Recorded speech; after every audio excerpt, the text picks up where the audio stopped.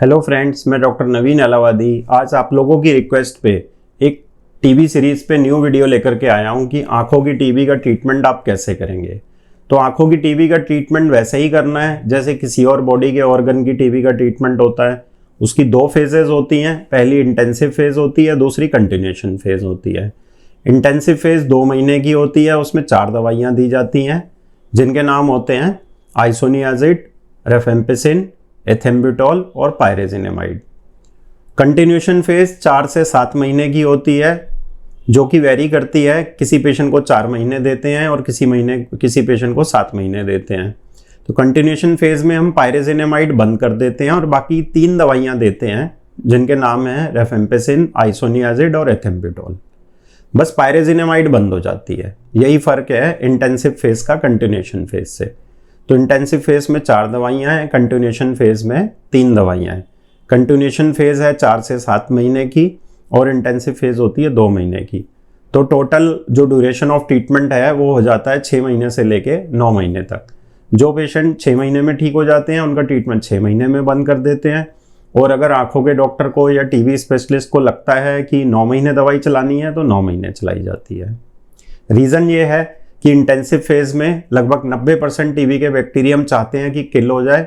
जब वो किल हो जाते हैं तो हम पायरेजिनेमाइड बंद कर देते हैं और जो बचे हुए बैक्टीरिया होते हैं, जो छुप जाते हैं, जिनको डॉर्मेंट बैक्टीरिया भी बोलते हैं या डॉर्मेंट बेसिलाई भी बोलते हैं, वो फिर बाकी के टाइम में मरते हैं।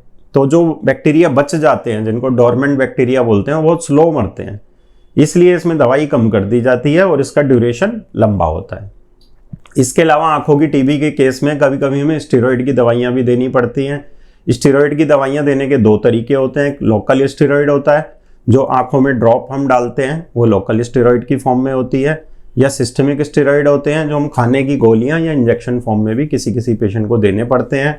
तो ये जब आप अपने आंखों के डॉक्टर को दिखाएंगे, अगर उनको लगेगा कि टीबी ठीक नहीं हो रही है या कई बार टीबी के साथ सार्कोइडोसिस भी होती है या अदर ऑटोइम्यून डिजीजेज होती हैं, तो उसमें भी स्टेरॉइड दिया जाता है।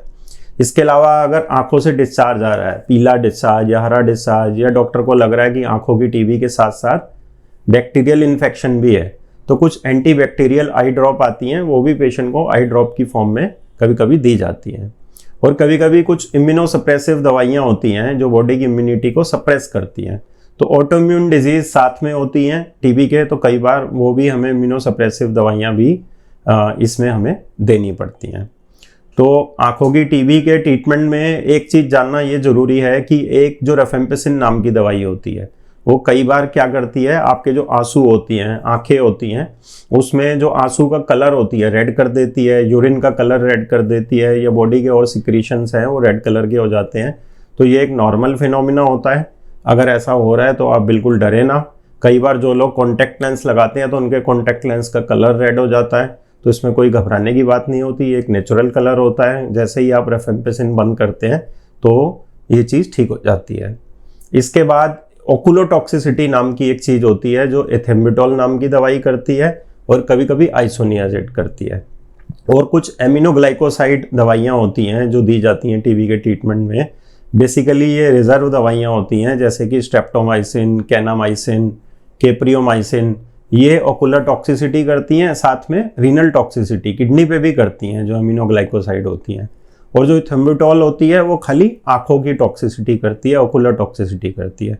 तो अगर कोई पेशेंट टीबी का ट्रीटमेंट ले रहा है और उसकी विजन पहले तो ठीक हो रही है, फिर अचानक से कम होने लग जाती है, तो ये हो सकता है कि एथेम्ब्यूटॉल से ओकुलर टॉक्सिसिटी हो रही हो। और ये जो टॉक्सिसिटी होती है डोज रिलेटेड होती है, यानी कि ज़्यादा डोज में ये टॉक्सिसिटी करती है, कम डोज में कम करती है, या हो सकता है कम डोज में टॉक्सिसिटी ना करे। तो कई बार हमें जो कॉम्बिटॉल की दवाई होती है जैसे कि एथेम्ब्यूटॉल, तो उसकी हमें डोज भी कम करनी पड़ती है। तो डोज कम करने से ही विज़न दोबारा आ जाती है। लेकिन आपको ये डिफ्रेंशिएट करना बहुत ज़रूरी है कि जो पेशेंट की विज़न कम हो रही है ये एथेम्ब्यूटॉल से कम हो रही है लेने से, या फिर नॉर्मली टीबी की वजह से कम हो रही है। इसके अलावा लिनिड नाम की दवाई होती है, उसके भी कुछ साइड इफ़ेक्ट्स होते हैं आँखों पर।